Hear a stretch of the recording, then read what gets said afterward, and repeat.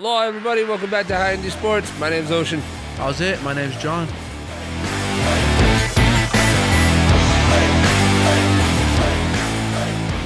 Ladies and gentlemen, this is your weekly Washington update.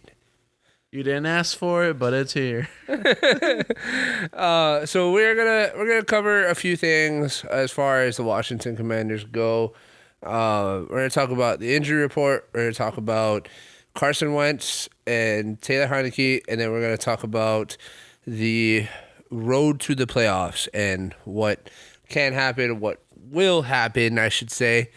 And we'll talk about different scenarios and stuff like that. But we're gonna do our best to do this Washington weekly update every week, so you guys can kind of get an idea of what's going on, and you can hear our thoughts on a lot of things because we definitely have some strong opinions about a lot of this stuff. So stay tuned. Feel free to comment down in the comments below about whatever we talk about.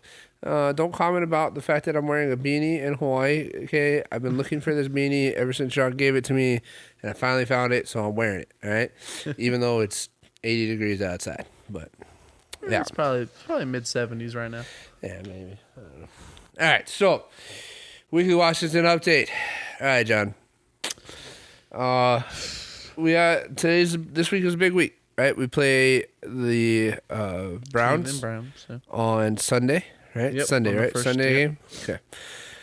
So we play the Browns. This is a big game, not only because of playoff implications and whatnot, but we are also releasing our mascot. Yes. Right. Yes. So, if you guys didn't know, this is the first week where we will be unveiling our mascot. Washington announced that it will be unveiled prior to the game. I think they said prior to the game. Yeah. I know there's a special section that you can go to like, right, meet and greet or whatever, but they haven't explicitly said what it is. But we know. But we know that it's a hog. Yeah. We know that our mascot is a hog just based off of the picture that they posted, because it's literally just a picture of of somebody in a hog costume running out into the field. So It's like, well, obviously that's a hog. Yeah. But they also posted it along with this video of them talking to the hogs, a lot of the players that played in the 80s and 90s that got the nickname Hogs, right? So I personally really like it. Yeah. I wouldn't even have been mad if they had named the team Hogs or something like that. A lot of people probably wouldn't have liked that, but I don't mind it, because to me it is a perfect idea of the kind of team that we need to be. Right. We need to be that physical, control the line of scrimmage, hog team. And for the middle portion of this season, we were. So I don't know if they're intentionally doing it to try and get us back to that mentality, but if it is, good on you. If not, hopefully it does push us back towards that mentality of just being hogs on that field. Right. Well, I'm with you. I actually really like the mascot. I don't know how it's gonna look. Yeah, we'll see what it looks like, but I actually really like it, and I like the whole come to the pen or something like that. Yeah. The pig pen, or I don't know. I actually really enjoy it. I think it's kind of cool, and instead of it being this generic U.S. commander or something like that. It's something that leans into the fan base, which I like it. Yeah. I just straight up like it, and maybe it will look bad, I don't know, but I like the idea. I like the thought that was put behind it. It means that they listen to the fans, and so I think that's probably one of the biggest things I like, is that it seems, hopefully it's a sign of what's to come in the future, that the team is going to listen to the fans more and be involved with the fans more, because let's be honest, they fumbled a lot recently. I don't know how you mess up with Sean Taylor twice. Yeah. But they messed up his jersey retirement, and they messed up his statue. So there's been a lot of negative PR about the Commanders, and so I'm excited to hopefully see some good PR come out of this, and hopefully be a sign of what's to come down the road when things get better. I think the whole Sean Taylor tribute thing, I mean, to me, they should have done better. But I would say that it has come out a lot that his family is very happy with it. So to me, even though I don't think it's the best thing they could have done and it kind of looks ugly and whatever other excuse they want to make, if the family is happy with it, if they enjoy it, they like it, they make it made them feel happy to have that there, then I love it. Do you think that there's something to be said though that like do you think the family would really complain about it if they didn't like it? Like Yes. you think so? Like I feel like I could see like if knock on wood, God forbid, but like if something happened to you and the team made a statue for you, I feel like I would be able to be vocal enough to be like, hey, like I don't like that. That's not a good representation of my brother. But I feel like there's also people out there that don't want to cause a fuss and they don't want to bring any negativity to Sean Taylor or anything even close to him. So I could see that maybe sometimes they just are like, all right, well, it is what it is. At least we got something. Let's just take it and be happy and grateful for it. Don't you think that if they were really that upset, I mean, even about the jersey retirement, right? Yeah. If they're really that upset, why would they come back? Why would they? If they don't want to make a fuss, they literally could have said, thank you for your time. We don't need to be there. We don't need to make this whole big thing about it. Like people do that.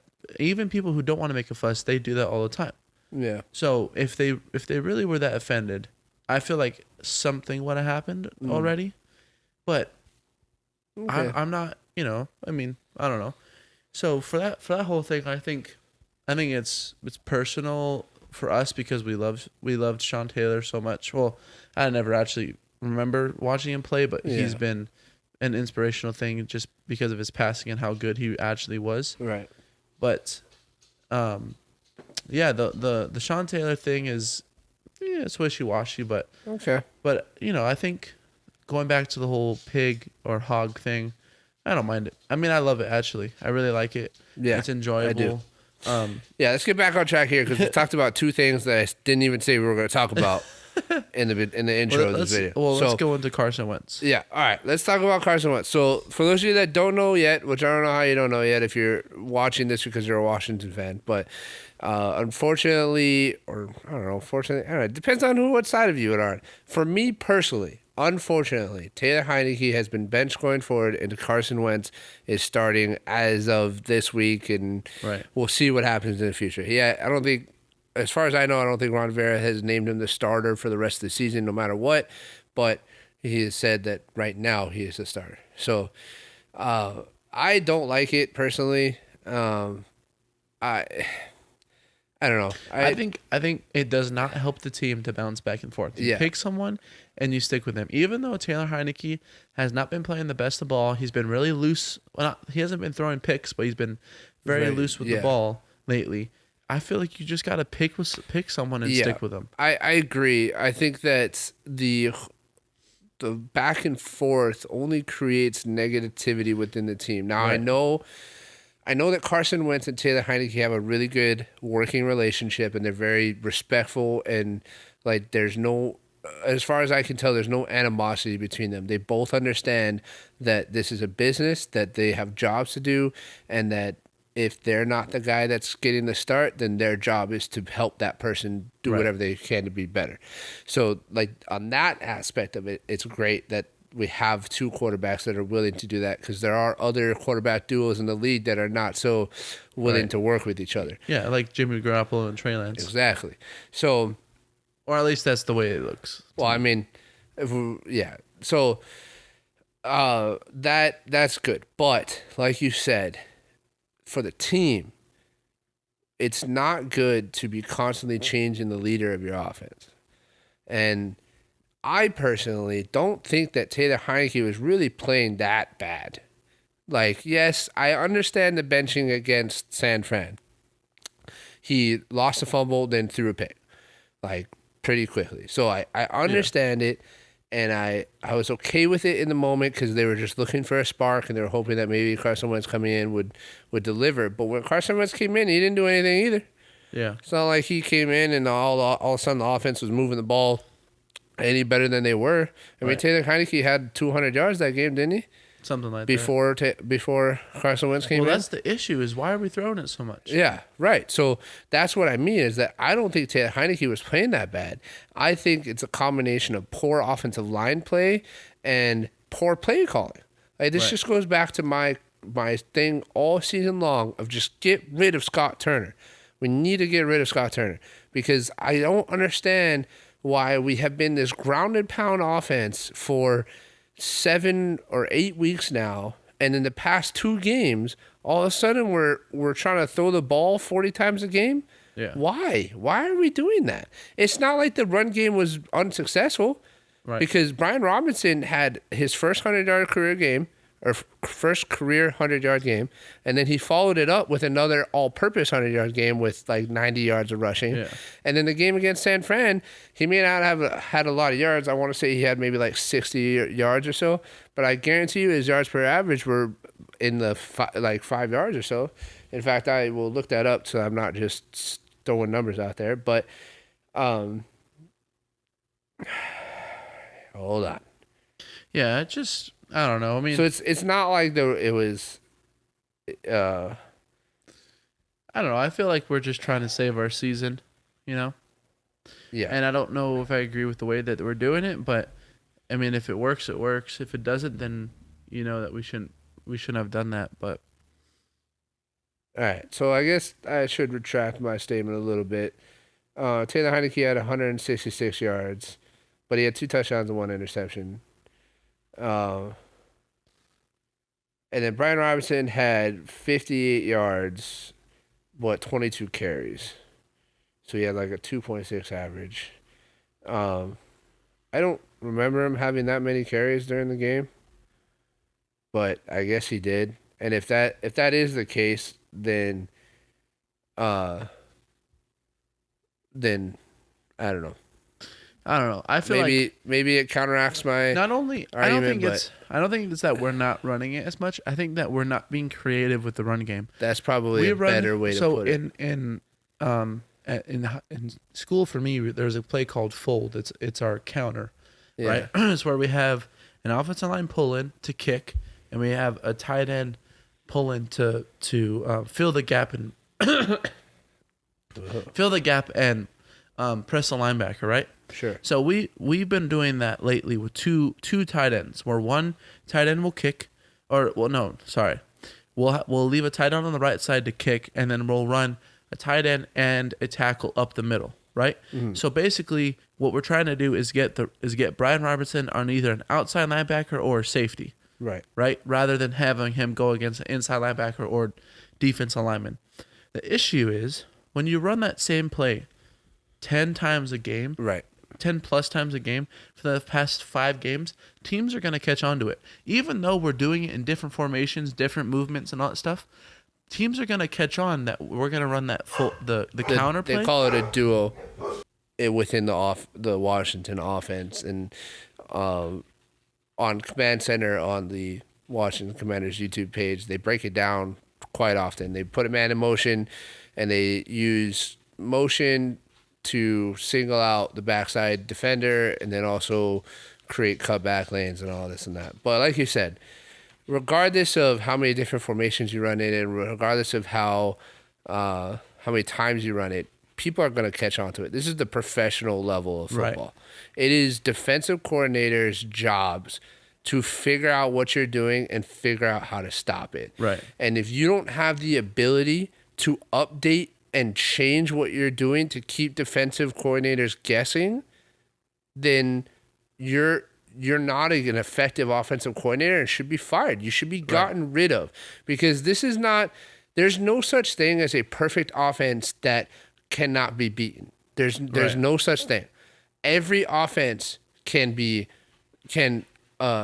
a defense that can beat it, that can cover who needs to be covered or be where they need to be.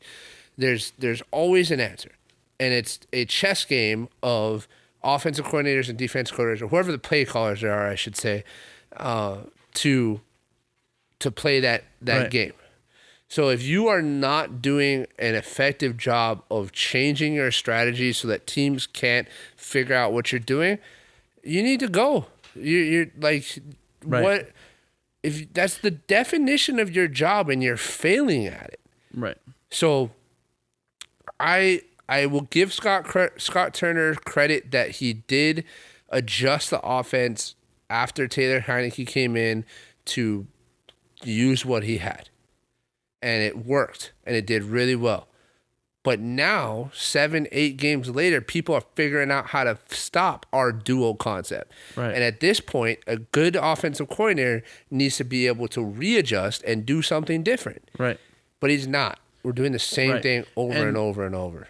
It's just, it's hard because it worked for 7 weeks, right? But now it's not working, or it hasn't worked the past 2 weeks. I swear there was a play against the Giants where Taylor Heinecke did like the kill or whatever he does, and one of the safeties, either safety or an outside linebacker, they like adjusted to where they were, where they were literally looked. If you look at a defense, like you should not be there, Yeah. or like it just looked weird, but he was the guy who made the tackle on that that duo concept or the counter or whatever people want to call it.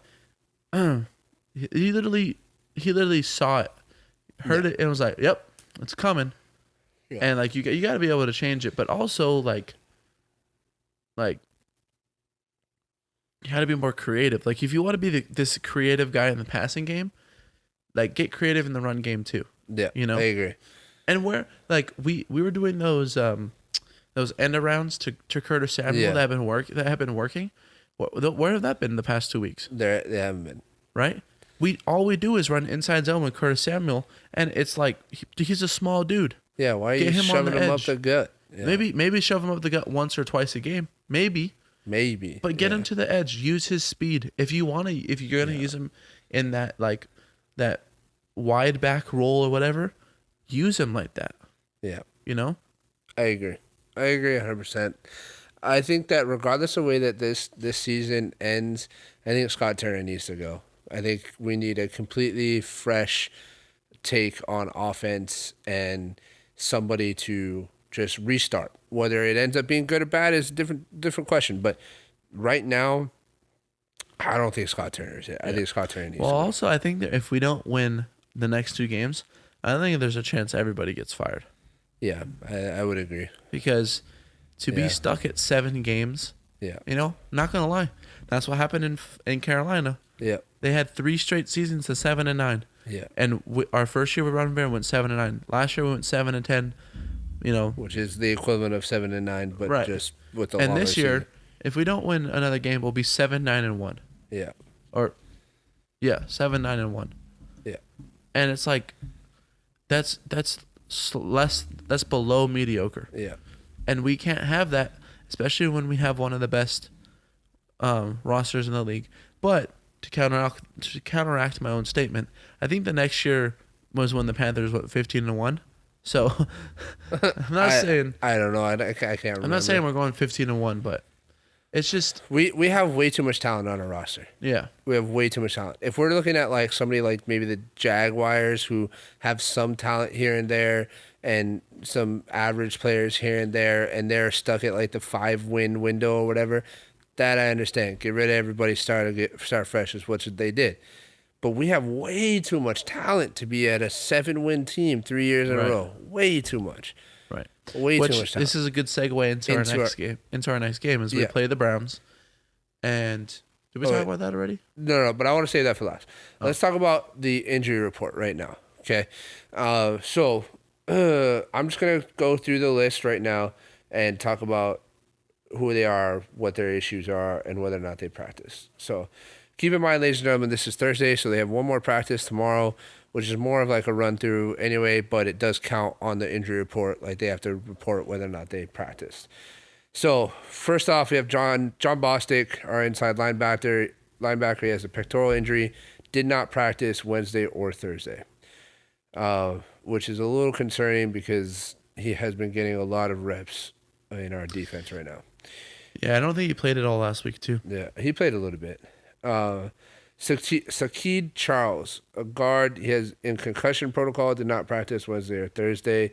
He's more of a depth player anyway, but we don't like to see anybody in concussion protocol. Antonio Gibson, obviously one of our star running backs. He has a foot knee injury. Did not practice Wednesday or Thursday, but he also has not been practicing a lot throughout the Yeah. past couple weeks. I think it's mostly just end of the season woes and beat up body, but we'll see. James Smith Williams, one of our defensive ends, is in concussion protocol. He did not practice Wednesday or Thursday, which is not a good sign because he is. Which is kind of crazy because he hit his head in the game. Yeah. He was all woozy, and then he was back in the game. Yeah, which is concerning. But the good news, well, I don't want to say good news because it sucks that we don't want to see anybody injured, but the good news is that Chase Young is still listed on the injury report for a illness, though. Right. Did not practice Wednesday. However, he was a full practice today, which is big because I think it's his full first practice since injury. He's been limited pretty much the whole time. So that's huge in my opinion. Cameron Curl, safety. He had a limited practice on Wednesday, but there's no listing for him on Thursday, so I don't know what happened there. It probably means he's fine. I'm not sure. Or maybe they took him off. Yeah. Andrew Norwell, one of our guards, he has a shoulder issue, limited practice Wednesday, full practice today. That's what you really want to see because it's probably, again, a end of the season body ache, but he went from a limited to a full.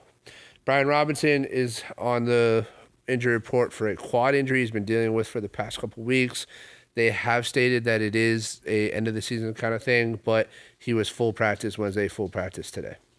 Shaka Tony, another one of our DNs, he has an ankle issue. He was limited yesterday, full practice today. That's huge in my opinion. Especially we're going to need him. Especially if James Smith Williams can't go, which doesn't look like he's going to be able to. Derek Forrest is on the injury report for an illness. It looks like he went on the injury report today because he doesn't have anything listed for yesterday. So hopefully it's just some kind of bug or whatever, and he'll be good to go. Same thing with Wes Schweitzer. He's on the injury report for an illness. Nothing yesterday, but today did not practice. Percy Butler is on the injury list for a hip injury. But he has no designation for today or yesterday, so I don't know what that's about. But the one that is the most concerning for me is this last one. Benjamin St. Just is on the injury report for an ankle injury that he's been dealing with for like 5 weeks now. He was a limited participant in practice yesterday, but today he did not practice. Yeah, and that's typically not what you want to see on the injury report for them to go from a better status to a worse status as the week goes on. So, that's kind of concerning. I don't know what that means. Hopefully, maybe they're just trying to be precautious and give him extra days of rest so he can play. Because I think we're gonna need him against this team. But yeah, doesn't look like we're gonna be without too many people this game. And hopefully everybody heals up. On the flip side of the ball, there's some notable people on the injury list. I'm not going to go through everybody, but Jadeveon Clowney is on the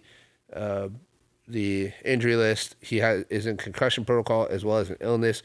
He was also limited but downgraded to did not practice today, so that's not good for him. Amari Cooper is on the list for a hip injury. He did not practice yesterday, limited today. Joel Bitonio, one of their Pro Bowl offensive linemen, did not practice yesterday, but he full practice today. Myles Garrett, it did not practice yesterday, full practice today. But the last two were both. It's NIR. I don't know what NIR stands for, but I know that it means that they're just resting him basically. Yeah. And then Kareem Hunt was full participant. Denzel Ward was full participant. So I think NRR probably stands for like non-injury rest or something like that. Yeah, probably something like that. But yeah, that's our injury report for this week so far. We got one more day of practice tomorrow before final designations are made. Will be interesting to see what our team does. Hopefully some guys get upgraded to full practice or limited at least. and we get our roster nice and healthy before we go into this game with the Cleveland Browns. So with that being said, we'll segue into this game with the Cleveland Browns and what it means for our playoff hopes and what the different scenarios could be for this last few games. So we got Browns today, or sorry, not today. Browns Sunday and the Cowgirls next week. The biggest thing that I think is important to understand for us as fans and for the team as well is something that you have been harping on for the past 2 weeks now, is that we control our destiny. Right. We are not reliant on anybody else to make the playoffs. We are reliant on ourselves, and it's up to us whether or not we want to go to the playoffs. If we win both of our games, we go to the playoffs. There's nobody can kick us out. Right. So I think that should be at the forefront of everybody's brain while we watch this game and going into next week, that we control our destiny. It's up to us. It's up to us whether or not we go to the playoffs. Okay. But if on the off chance somehow we lose one of the games or both of the games, it is still technically possible for us to get in. But I'd rather just not do that. Right. You know? I'd rather not see that happen. So and there is a scenario where we could clinch the playoffs this week. Yes. It's unlikely, but it could happen. What is that scenario? Run us through that scenario. That means, we have to win first. Right. Right. We have to win, beat the Browns. And then we need the Seahawks, the Lions, and the Packers all to lose, which is it's possible. Yeah. The Packers play the Vikings, so it's very possible. The Lions play the Bears, which it's possible. I don't know, but Justin Fields, you never know. Yeah, you never know what Justin It's Fields possible. Yes. And then the Seahawks play the Jets, and that one is straight up 50-50. Yeah. We don't know what Jets team we're going to get that week.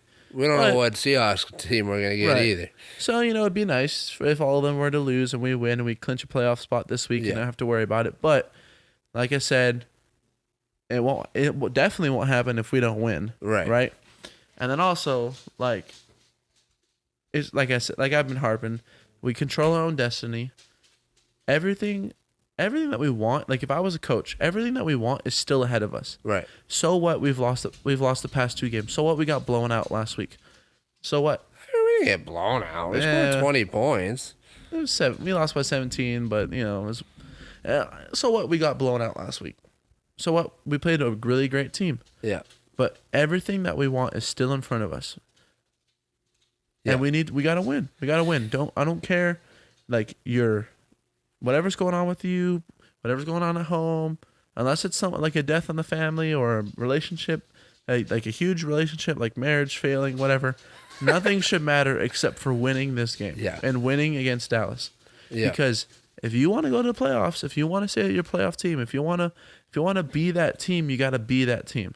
Yeah. I think that the best way to approach this week, in my opinion, is the kind of mentality that one of our defensive captains and one of our Pro Bowl players has about pretty much every game, talking about Jonathan Allen, our defensive tackle. He has this mentality of show up and do your job. Yeah. Do your job. If you do your job, we will be successful. Right. If everybody shows up and does their job, right, we will be successful. Yeah, the saying that we have in college at my school is be your 111. That's the mentality that I think we should have going into these final 2 weeks of just, if we all do our jobs, or not we all, because I don't play for the team, but if you all could show up and do your jobs, we're going to be successful. And because we have way too much talent, we have way too much capability for us not to. Right. So. Yep. And I think if we do it, we'll be just fine. We'll win our 2 games, we'll get into the playoffs, we'll play hopefully the Vikings, because the Vikings are probably easier of the 2 teams to play. But I don't know, man. I don't know. Maybe a second chance at San Fran would be fun. True. That is true. Yeah. But anyways, I just want to see the playoffs. I just want us to see the playoffs. I'm not expecting anything to happen in the playoffs. If we make it there, anything extra to me would be icing on the cake. Sprinkles on top. That'd be great. But I just want to see us make the playoffs, because I think the biggest thing that will do for our team going into this offseason is it will prove to our team that it's possible, that we are Right. we are capable of that level, right? That we can make it there. And if we can make it there last year, then all right, let's get there and let's push it one step further. Maybe we make it to the divisional championship, or maybe we win our division and get home field advantage or something like that. And then we just build up from there. And maybe in 2 or 3 seasons, now we're Super Bowl contenders because of what we've done in the past 2 or 3 seasons. I think it's very possible that happens. Very possible for our team. And at the end of the day, all it takes is for everybody to show up and do their jobs. So, be your 111. Yeah. Be your 111. I don't think anybody of them know what that means. Oh, I maybe I got cut off when we were doing something, but something that we say for my team is be your 111. It's basically do your job, right? Yeah. If you be your 111th, don't try to be a hero. Don't try to be the star. Be your 111th. Yep. So be your 111th, guys. Yep. And I will be too. That. And we will do our job by, watching and supporting and taking notes and all that good stuff. So, and crying a little bit. Yeah, maybe. Ladies and gentlemen, thank you guys for joining us on this weekly Washington update. Hopefully we gave you guys some things to think about going into this weekend's matchup against the Browns. We'd love to hear from you guys if you're fans. We'd love to hear from you if you're not. If you're just a casual watcher, and if you happen to be a Cowboys fan, I guess you could comment, but probably not gonna. Nah, we'll respond to you. We'll be cordial. We'll be. We're not Eagles fans, all right? Yeah. Hey, we at least will respond to you respectfully. Can't say the same for any of you Eagles fans out there, but. Thank you guys for being here. Really appreciate all the love and support you guys have shown our channel. Keep an eye out for a lot of things to come. Just want to briefly touch that, Our Take is still happening. There's still going to be a lot of episodes coming out for that. In addition to that, one of the co-hosts of Our Take, the other one other than me, obviously, Taylor has started another show as well with one of our other friends who you guys have seen on the channel before called Diamond in the Rough, and they will be reviewing like B-list movies and stuff like that, and trying to find that diamond in the rough. Make sure you go check it out. Yeah, the intro was pretty cool. Check out their stuff. Check out the rest of me and John's sports podcast. Check out Our Take. Let us know what you guys think. We love you guys. Thank you for all of the likes and comments. It's been great these past couple of weeks. Really makes what we do here worth it. It makes us excited about it. So thank you guys for being here. Please like, subscribe, comment, share with a friend. Please check out our social media. Links are down in the description below. And we'll catch you guys in the next episode. Deuces.